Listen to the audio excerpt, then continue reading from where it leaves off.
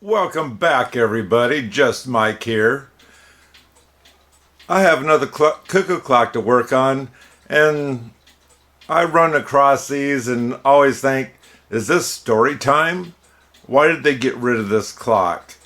Some people get clocks and they treat it like a baby's diaper.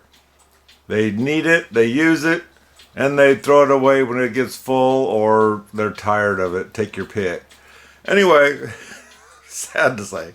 Anyway, let's take a look at this clock and I'll show you what I was talking about. This is a clock. It's a beautiful little clock. Not humongous, not teeny. With the topper on there, we're going to measure approximately 11 3/4. It's a newer clock, obviously, because of, you can kind of tell on the stain. This is an 8-day clock. These are 1,200 gram weights. And like I say, you kind of wonder, why is this clock here? Now, I will admit it only came with one chain, and the other chain that hooked to the weight, one of the hooks, is gone.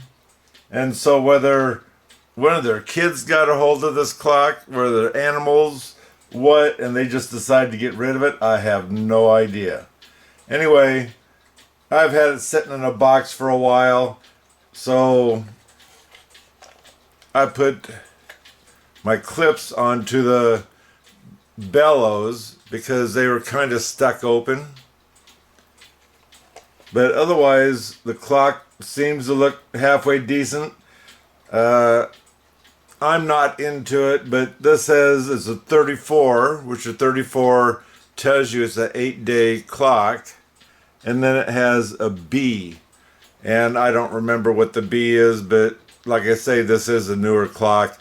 And they do have a code for it. And it's a regular clock. And it says Black Forest Movement. Original Black Forest Movement. So anyway, we're going to take this clock apart, or take the movement out, and I'm going to oil it, put it back in, and see how things go. This here must be a brand name of whoever, let's say, made this clock. This does have the on and off switch for the cuckoo bird.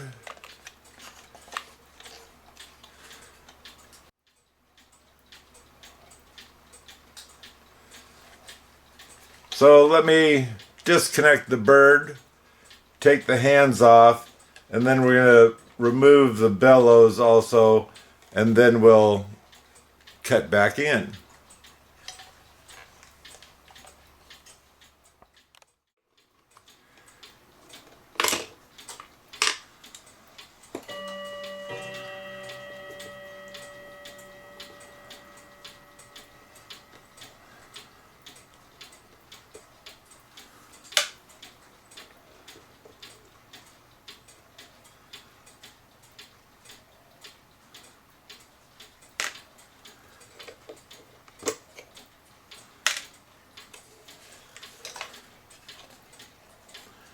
Phillips screw.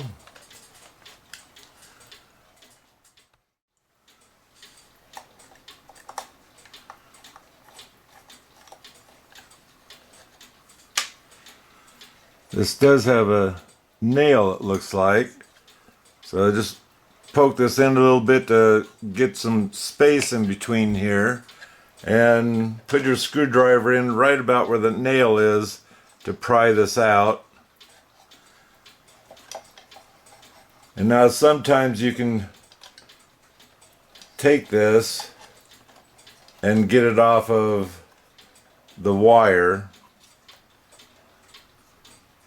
Now if you're going to do this, I would suggest, besides, put the screw back in that belongs to the bellow.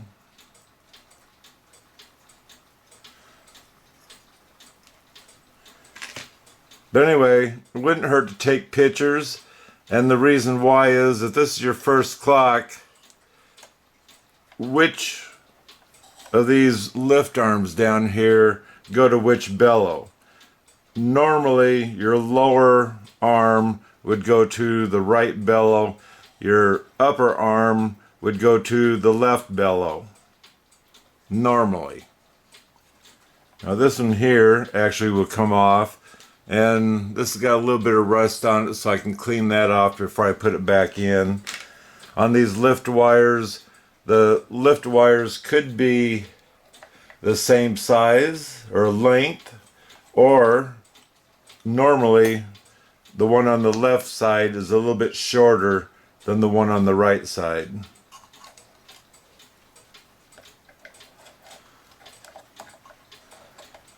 And here we have the strike that's getting in the way here. What I'm going to do is I'm going to take this nail and try to shove it to the outside of the case. It's actually kind of like a staple, but see if we can get it off anyway.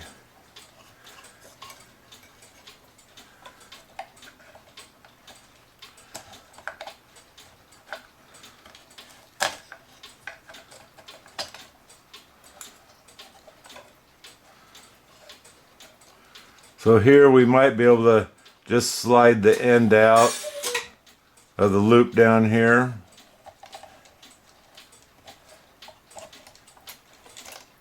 There we go. So you can see the lift wire here, and this is the lift wire to the other side, which you can see it's just a little bit longer.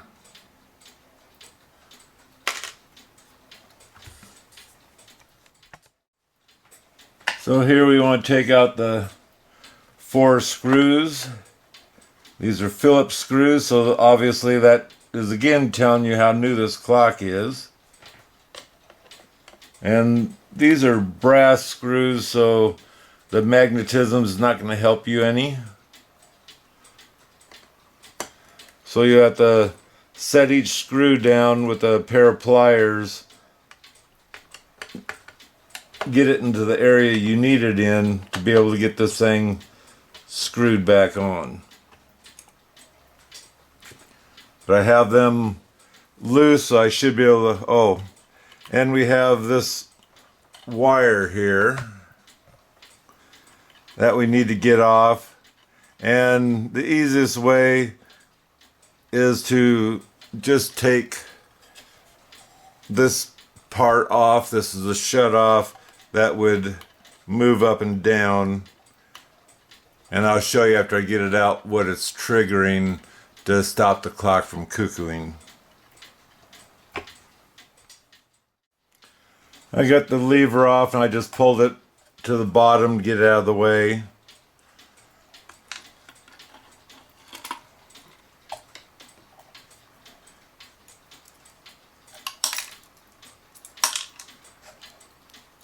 So, don't want to lose that washer.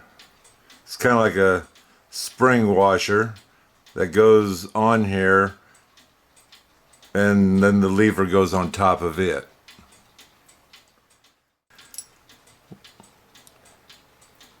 The easier way to oil your clock would be to take this stuff off, but then you have to worry about your timing on the snail.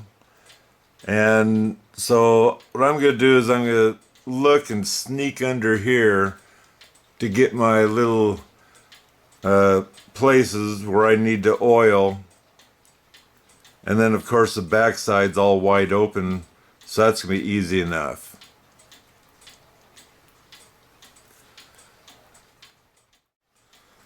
I'm going to go ahead and start on the worst side, or the one that's not as easy to get to.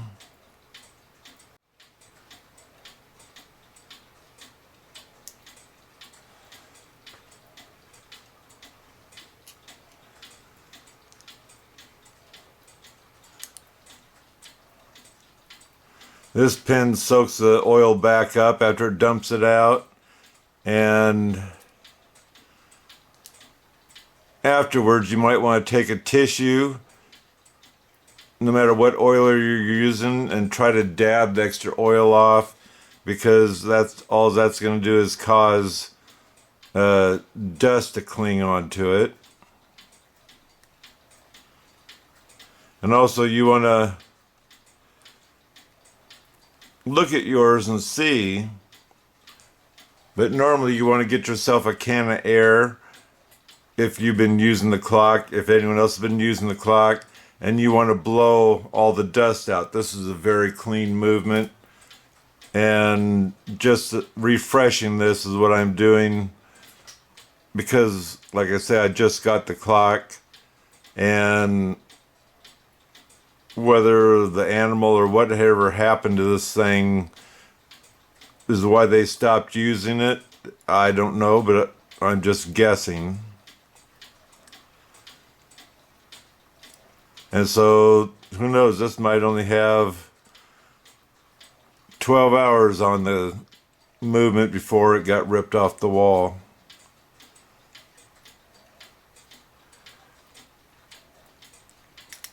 Some of these are kind of difficult to find.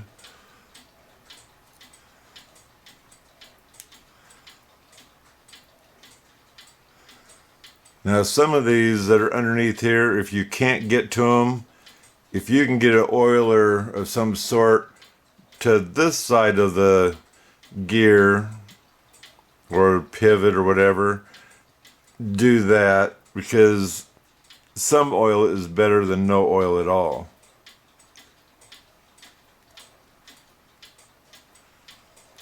And according to the book, it tells you every 5 to 7 years you should oil your clock.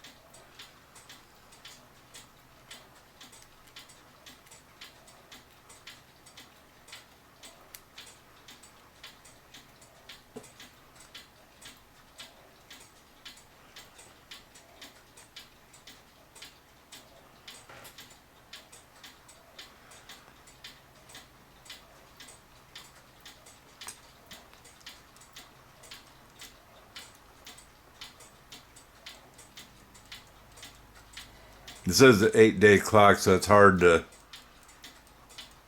move it.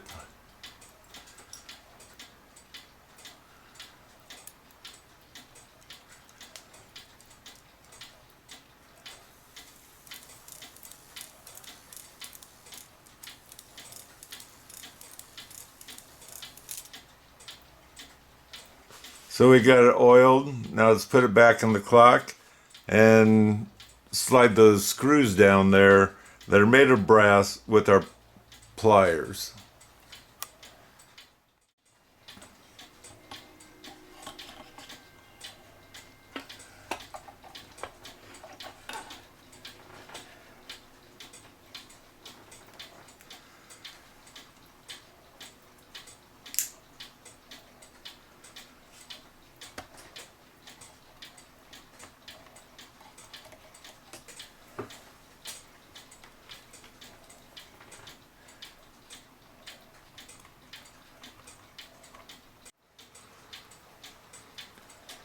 So now let's go ahead and hook up our on and off switch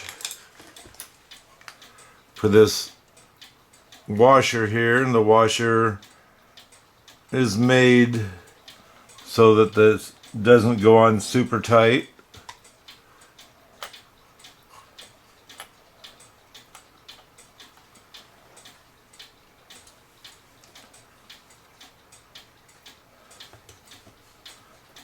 I have to get my hand in there. When you screw the nut down, make sure you're moving this, because this here needs to be free.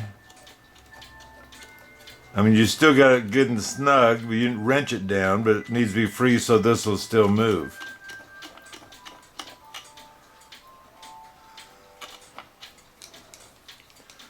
and I didn't install the chains because a lot of people are going to say, well, how do you install the chains? And normally it's easier to install the chains before you put the movement in, but because these are so close to the bottom, there's a chance they might fall off and people might have a problem with that. So we're going to install it now by starting this, turning it upside down. So what I do is I'll get a screwdriver that'll reach, and which like I say, this is awful close. See which way that winder turns. This winder turns it this way. So that means your first hole is where you'll drop the chain in and try to catch the winder, and don't drop it in too far. Tip your clock, it's holding, but you don't want to tip your clock too far yet. And now you'll take your screwdriver in the other hole and give it a crank or two, and as that chain's going in, you will set your clock upward, which you don't have to turn it too far before you set it upward, because you don't want the chain getting up and into the other gears.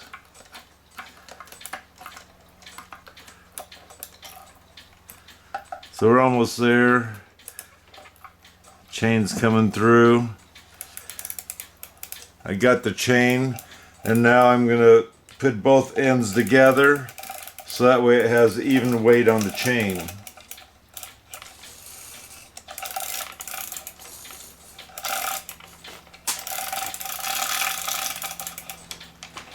So now that I know that one's installed, what I'm going to do is I'm going to take this chain to keep it from falling off again, pulling it evenly. I'm going to take and wrap it over the side or whatever, so that way it's not going to come undone. And now I can come back and do this other side. Again, we're going to find out which way that turns.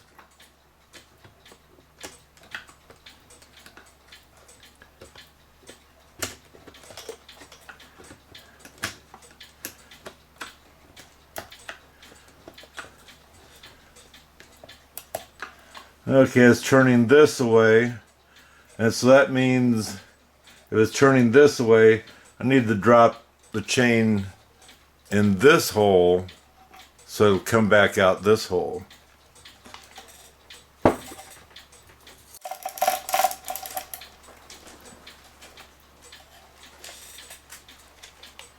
So once you have the even split, if you like, undo that other chain, and now we're going to put the ends on.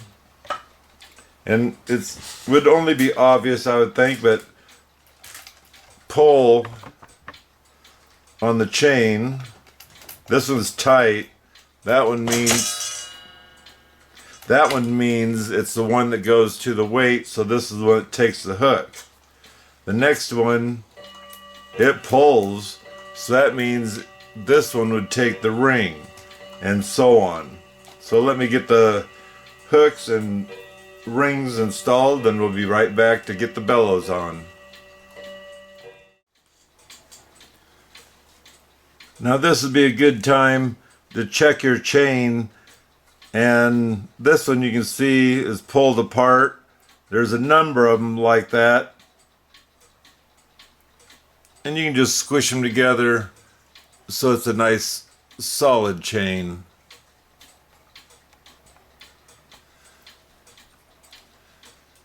Squish them together so it's a nice solid chain. Little fine adjustments here and there. And this beats the heck out of buying new chain.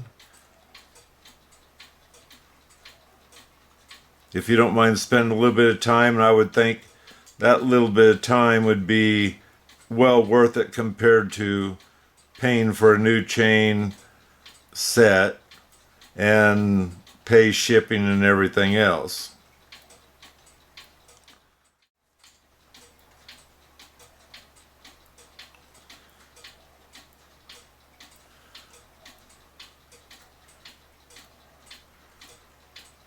And not all of them need it.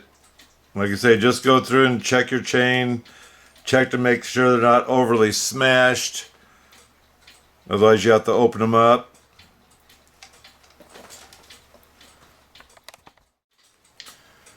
And now to work the bellow back in the bellow and the whistle box back into the clock.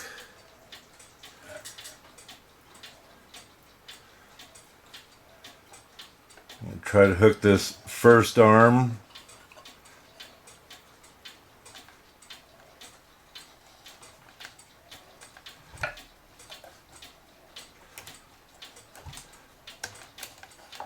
It's hooked.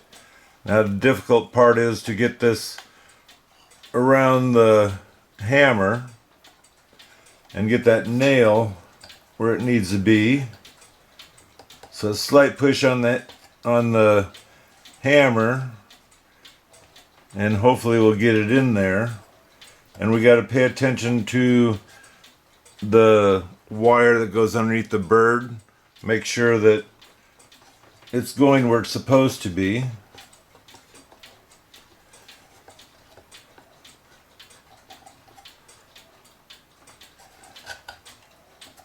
And my wire fell off.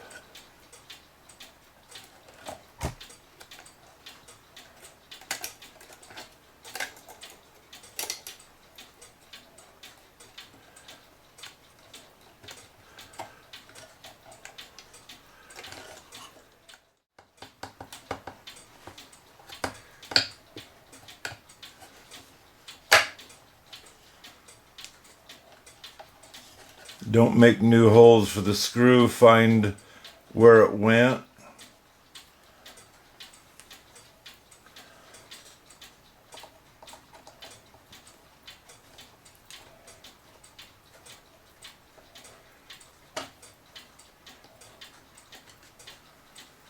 Besides taking the wire off that's holding the bellow closed, that one's done.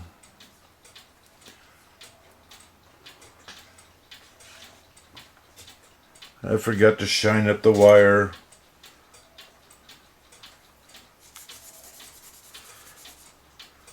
It doesn't need to be, as long as it's not too bad. But it does look nicer if you ever open it up. Why not be proud of what you've got there?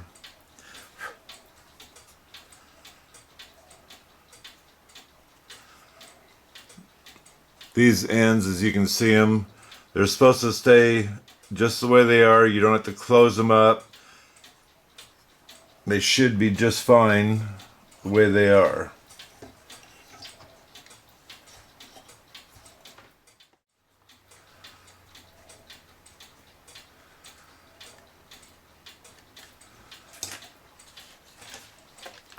So now the clock pretty much should be done. We still have those on there, but let me take a look at the hammer.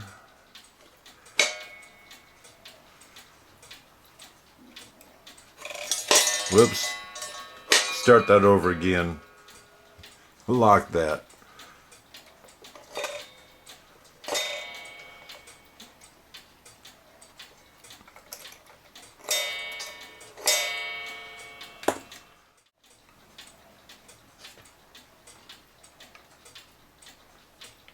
I made my own soft wire, easy enough.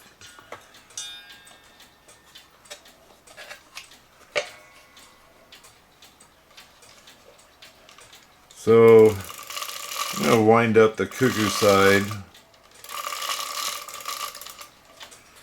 and install the weight.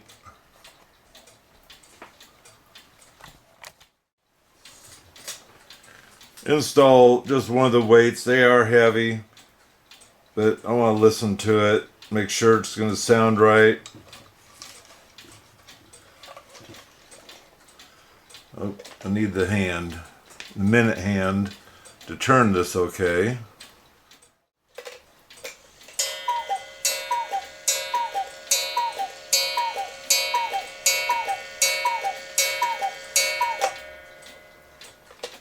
So that didn't sound bad. It's the hammer is hitting soft enough onto the gong that it sounds good for this clock. So now let's open this up again, and we need to hook up the cuckoo bird. And so what I do is I'll tip it so the cuckoo bird will come out, but his wire that holds the door open is not cooperating, we'll say, because that's not how it comes out. And you need to work it around to where it'll go out the door.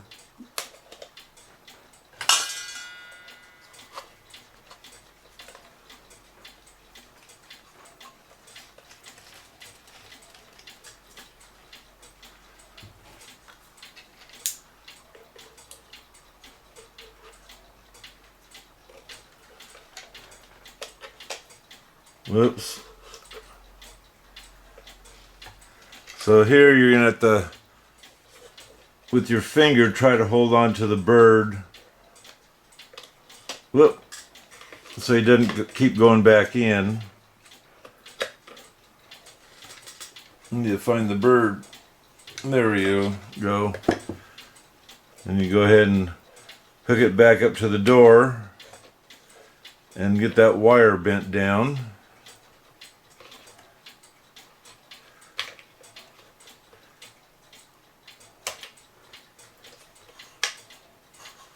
So I guess we're ready to hang it back up on the wall, put the weights on, and see how things go. So I didn't count how many times it cuckooed, and it's not a big deal because this hour hand, you can almost put it anywhere. The shaft is wedged a little bit, and so you just kind of push it down into place so we can adjust that as needed. For the minute hand, it has this here square will hold washer, and it has a lip on it. That lip is meant to go inside the hand. Being so, I just ran the clock and stopped right where it would start striking. Now you put the hand on at the 12 o'clock position because it counted the hour, not just the half hour. It's got the washer that sets on there. I'm not too concerned too much about any of this yet until we get this nut back on.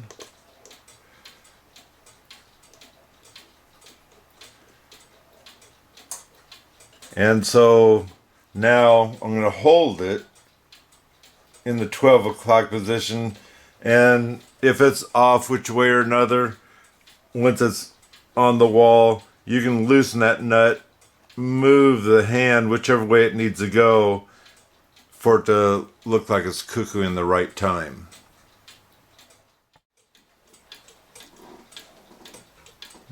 We got her going.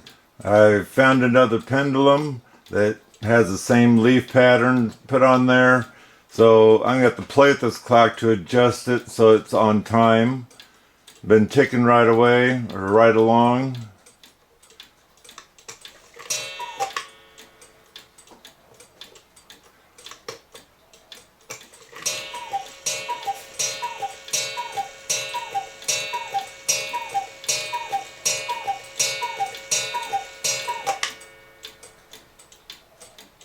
We have a lovely little clock with humongous weights. So that's how you oil your clock before it stops.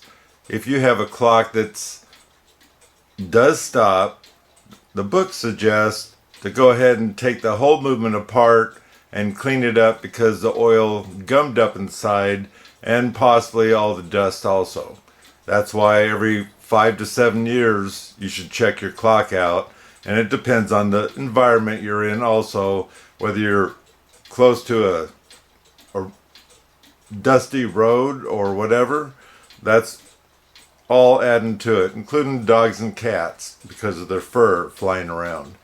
A cuckoo clock is considered a dirty clock because it does have many openings from where the bird is, where music men are, men and women, dancers, where the pendulum's continuously swinging. Every time you wind the clock, the chain might have got dust on it and is drug up into the clock. And so, like I say, it's not a box clock, mantle clock, something that has a door and sealed. It's open to environment. Anyway, don't forget to subscribe because it's free. Give me a thumbs up, I appreciate it. And if you'd like to leave a comment, that'd be great too.